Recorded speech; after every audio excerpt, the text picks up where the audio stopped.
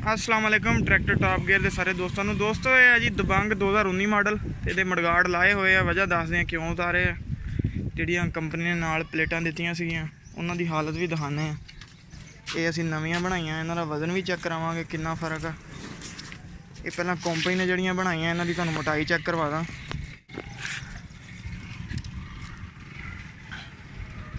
ये देखो जी 0 हो गया, ठीक है।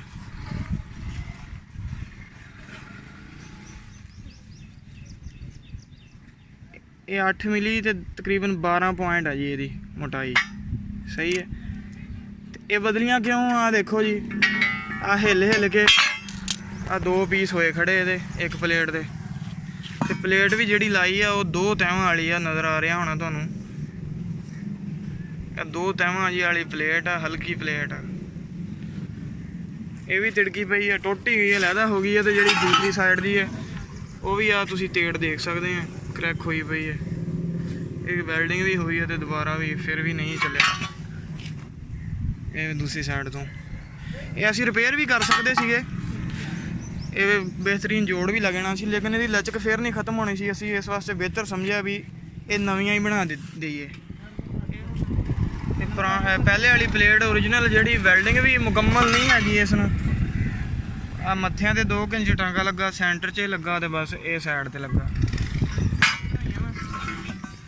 उन्हां दी मोटाई भी तुसीं देख लीए, इन्हां दी मोटाई भी चेक कराने तुहानूं।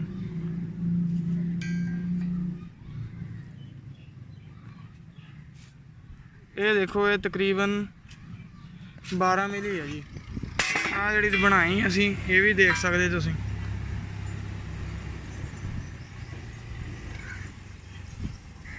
ये चादर भी वलैती इस्तेमाल की है, बिल्कुल नरम चादर है, इन्हें टुटना भी नहीं है। ये देखो इन्हां दा वजन चेक कराने कंडे ते। ये रख प्लेट यार इधरली, ये जिहड़ी सबूती है कित्थे रखा, कंडे ते रखा।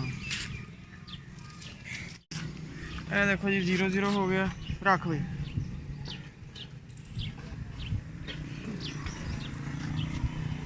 ਇਹਦਾ वजन है जी पूरा 14 किलो।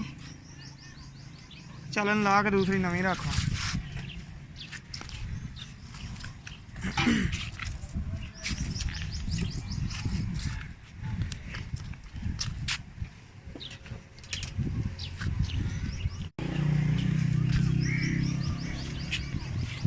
ਇਹ देखो ये नवी प्लेट का वजन 20 किलो 320 ग्राम है जी। आ देख लो हुण असीं ये फिट करांगे। चल चक यार इनू करिए फिट।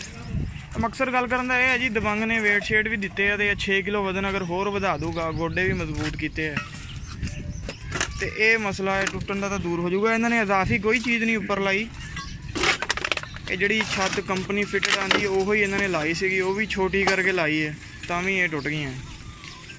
तो अगर इस ते कंपनी 6 किलो वजन होर ला दूगी तो कुछ नहीं होने लगा, नुकसान तो नहीं होने लगा। कीमत आए दिन वध रही होंदियां वा तो मटीरियल भी अच्छा करना चाहिए। बाकी ये लैंकां दे गोडे लैंकां भी मजबूत कीतियां ते कंपनी नूं चाहिए ये भी मजबूत करन।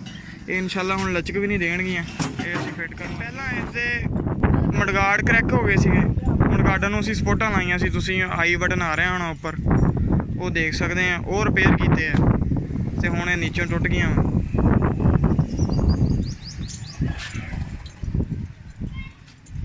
बाकी ये गड्डी की हालत है लगातार ही चलती, इनू कोई वो रेस्ट नहीं गा। ते मालक भी इस तो खुश है।